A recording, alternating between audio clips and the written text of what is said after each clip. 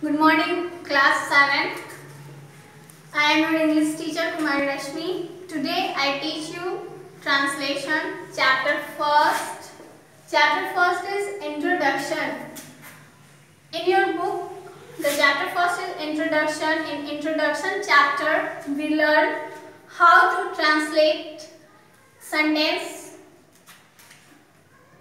There are a few things to be kept in mind when translating because each language has a unique style and without it, it does not look alike. It means when we translate any language, we write it a unique style because when we not write a unique style and its language, the language is wrong. So write it properly, and Hindi language is the different and the English language is different. Some of these important things are as flow. When we translate any language, so we follow some rules because without it your translate sentence is wrong. The first rule is spelling should be taken a special care of. When we translate Hindi to English and English to Hindi, we should proper contact of spelling because the spelling is not correct. When we write the spelling is correct, your all translating sentence is incorrect. So spelling is most important. So write the spelling in correct form. Now second rule is pay special attention to the word order. When we translate Hindi to English, special things when we concentrate the word order. Arrange all words in proper order.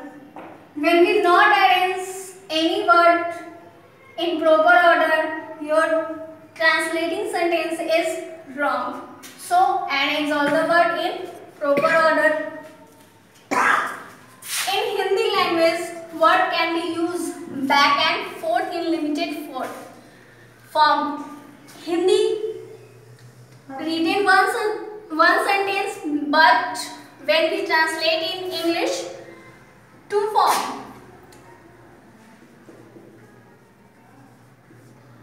First, Ram killed Ravan, and second is Ravan was killed by Ram. The meaning of both sentences is same. Sentence has same meaning, but written order is different.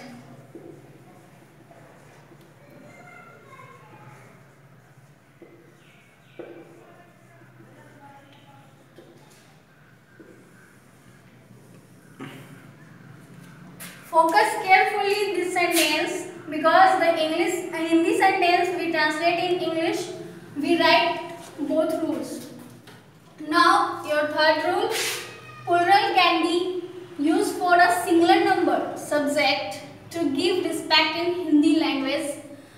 When we use plural sentence, we use singular number.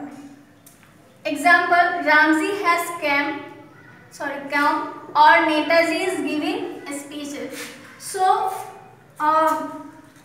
its rule is plural subject has plural verb and singular subject has singular verb.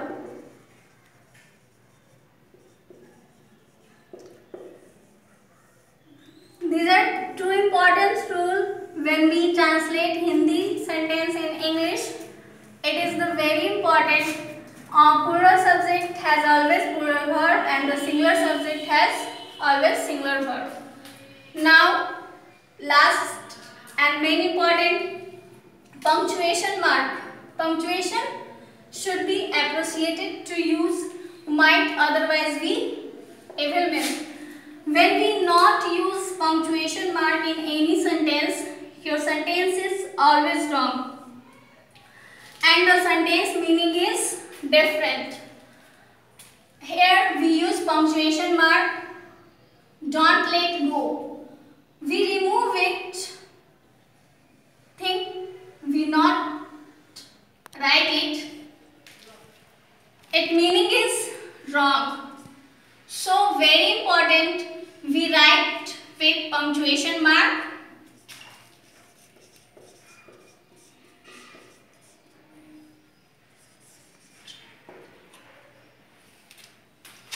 This is the correct rule. So when we use any translation in sentence, Hindi in English or English to Hindi, we use punctuation mark properly.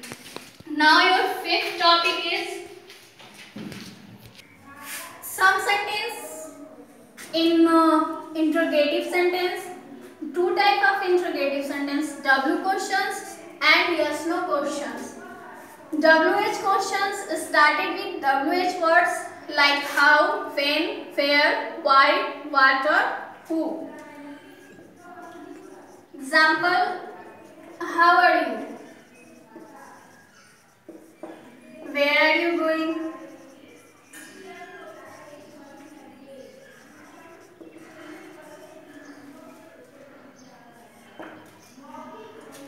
Okay. Yes no questions started with all helping verbs. All helping verbs started with any sentence is called yes no questions like is, are, am, was, where, has, have. All helping verbs include any sentence. It makes yes no questions. Example, going to Patna, has your book here, where,